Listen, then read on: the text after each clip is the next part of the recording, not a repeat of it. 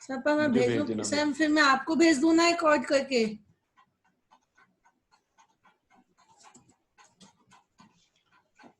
So gravitational field,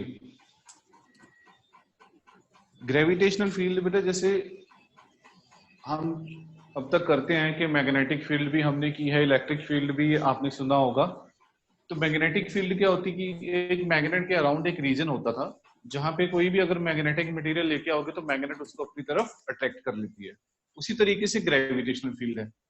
जब भी दो बॉडीज हैं कहता किसी पर्टिकुलर डिस्टेंस पे पड़ी हैं, दोनों के अंदर अट्रैक्शन है, और हमें ये भी पता है कि वो अट्रैक्शन दो फैक्टर्स पे डिपेंड करती है, एक inversely proportional to the distance, square of distance, and directly proportional to the product of masses. तो उसी तरीके से किसी भी बॉडी के अंदर, मटेरियल बॉडी के अराउंड एक स्पेस होगा। This is the space around a material body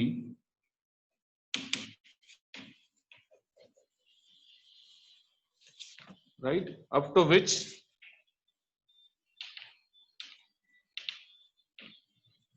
its gravitational pull acts on other bodies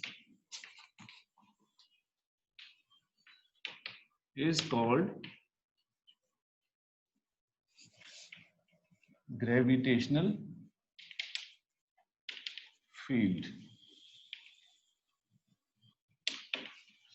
तो ग्रेविटेशनल फील्ड क्लियर हो गया होगा। तो अब हम डिस्कस करेंगे कि ग्रेविटेशनल फील्ड तो बहुत अच्छे से समझ आ गया कि क्या होती है, कि कहीं भी एक रीजन है एक बॉडी के अराउंड जहां तक उसका ग्रेविटेशनल पुल का उसका experience any other object can be experienced, so वो उसको फील कर सके, वो होता है ग्रेविटेशनल फील्ड। तो उसके लिए हमने क्या किया, उसी तरीके से एक आइसोलेटेड बॉडी ली जो हमारे पास, अब हम करेंगे intensity.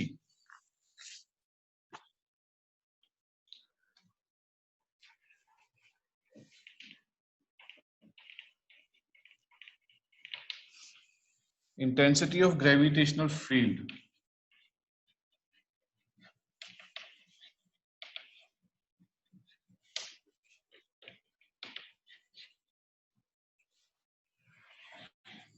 Intensity of gravitational field का मतलब क्या होता है, या हम कह सकते हैं कि ग्रेविटेशनल फील्ड जो है उसकी स्ट्रेंथ, तो इट इज डिफाइंड एज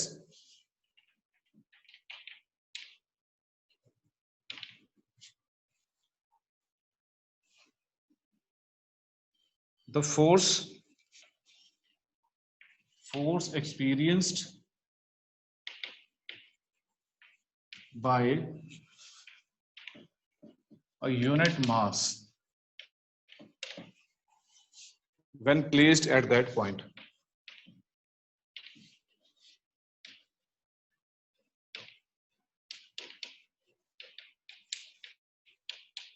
मतलब किसी कोई भी एक ऑब्जेक्ट है जिसकी ग्रेविटेशनल फील्ड है, उस ग्रेविटेशनल फील्ड के अंदर मैं एक पॉइंट ऑब्जेक्ट जिसका मास 1 यूनिट है उसको ला के रख रहा हूं उसके अंदर, तो वो जो फोर्स एक्सपीरियंस करेगा वो मेरी होती है इंटेंसिटी ऑफ ग्रेविटेशनल फील्ड या ग्रेविटेशनल फील्ड स्ट्रेंथ।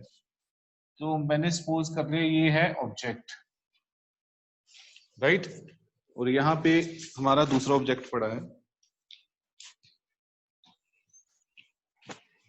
ये इसका सेंटर है, यहाँ पे एक ऑब्जेक्ट पड़ा है जिसका मास है m नॉट, जिसको हम बोलते हैं टेस्ट मास, राइट।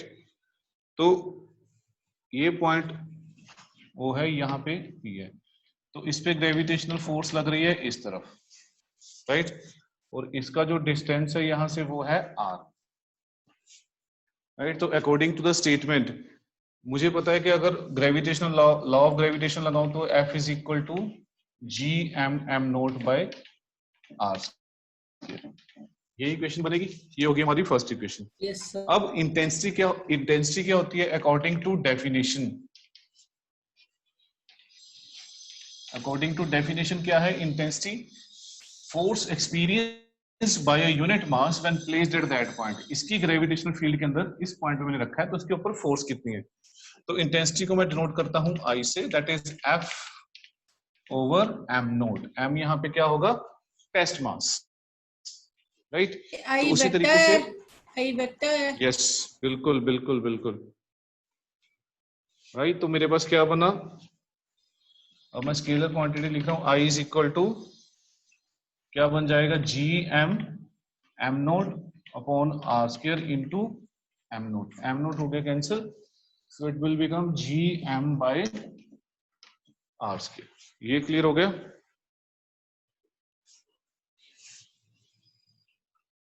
ये तो है बेटा स्केलर नोशन। अगर स्केलर वेक्टर नोटेशन के अंदर मैं इसको लिखूं कि वेक्टर फॉर्म में मैं कैसे लिख सकता हूं इसको, तो वेक्टर फॉर्म में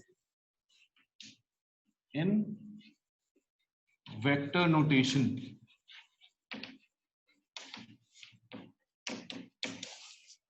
I can be written as minus gm by r square r unit vector। यहाँ पे नेगेटिव साइन का क्या मतलब है, opposite negative direction. Sign, yes, negative sign shows that कि जो ग्रेविटेशनल फोर्स है that is attractive in nature, right. So when r is equal to infinity, मतलब जो ऑब्जेक्ट है यहां से ये वाला इंफिनिटी पे चला जाए, तो इंटेंसिटी विल बी जीरो, मतलब ग्रेविटेशनल फील्ड की जो स्ट्रेंथ है वो जीरो हो जाएगी, वो उसको ट्रैक नहीं कर पाएगा, राइट। अब अगर मैं सपोज करूं टेस्ट मास कहता है फ्री टू मूव हो जाए, यहां से कहता है फ्री टू मूव हो जाए, तो ये क्या करेगा, इसको हम फ्री कर दें तो ये फोर्स करेगा यहाँ पे आने के लिए, ओ पॉइंट पे आएगा ना। जब वो इस तरफ चलने लगेगा, जब वो इस तरफ चलने लगेगा, जैसे हम मैग्नेट पढ़िए, मैग्नेट के पास एक ऑब्जेक्ट ला के रखते हैं, उसको पकड़ के रखा है, जैसे ही छोड़ते हैं वो उसकी तरफ भागता है, उसी तरीके से इस पॉइंट मास को अगर हम टेस्ट मास को फ्री कर दें मूव करने के लिए, तो वो इस तरफ चलना शुरू हो जाएगा और चलते चलते यहां पहुंचने की कोशिश करेगा। तो जैसे ही वो चलेगा तो उसके ऊपर फोर्स है, तो एक्सेलरेशन क्या प्रोड्यूस होगी उसके अंदर, F over M naught, right, F over M naught. तो इन दोनों को कंपेयर करो, एक अपने पास ये बनी है, A is equal to F over m naught and I is equal to F over m naught। तो इन दोनों इक्वेशन से what I can say,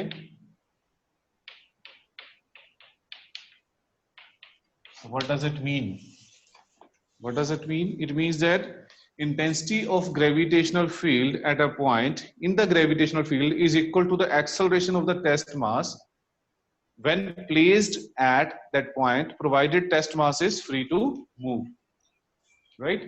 तो इंटेंसिटी ऑफ ग्रेविटेशनल फील्ड, ये क्वेश्चन ऐसे भी पूछा जा सकता है कि prove that intensity of gravitational field at a point in the gravitational field is equal to the acceleration produced in the point mass when the point mass is free to move। So we have to prove I is equal to A। Clear हुआ। Yes sir. तो unit क्या होगा, unit of I, SI, force is in Newton and mass is in gram, Newton per gram,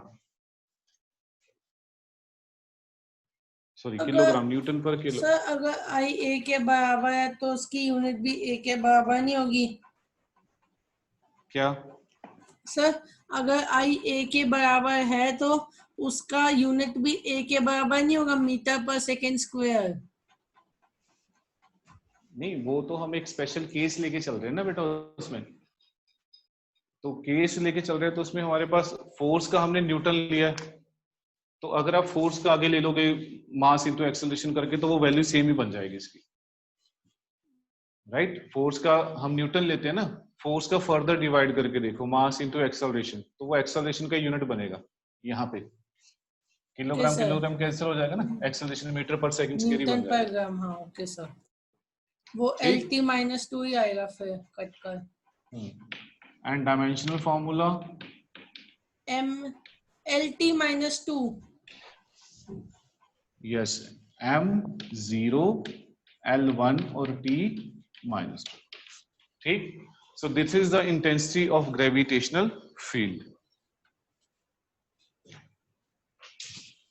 Is it clear? Yes, sir. So intensity gravitational field क्या होती है? This is the area around the object up to which its gravitational force can be experienced by any other material object. Now here we are calculating the intensity. Intensity को हम बोलते हैं कि strength of gravitational field कितनी ज्यादा powerful है. तो उसको हम चेक करने के लिए हमने एक बॉडी कंसीडर की, राइट? इसकी ग्रेविटेशनल फील्ड के अंदर एक पॉइंट मास रखा, यूनिट मास, राइट? टेस्ट मास बोलते हैं इसको, इस पॉइंट पी पे. तो ये इसको अट्रैक्ट करेगा. तो due to Newton's law of gravitation the force of gravitation will be gmm naught by r square. According to definition, intensity of the gravitational field is intensity of gravitational field is the force per unit mass. तो F upon m note, हमने F की value वहां से उठाई, equation 1 से put up करी और ये रिलेशन बना gm by r square. Now if I suppose that if I will leave that point mass free, then what will happen? It will start moving towards position O. So when it will move, it will generate some acceleration. That acceleration is equal to force upon mass m naught. If I will compare these two equations, then I observe and I conclude that intensity of gravitational field is equal to acceleration. So when we can say that intensity of gravitational field is equal to the acceleration, when the object is free to move, then the intensity of gravitational field will be equal to the acceleration produced, right? Thank you. Rudransh बंद कर दो recording.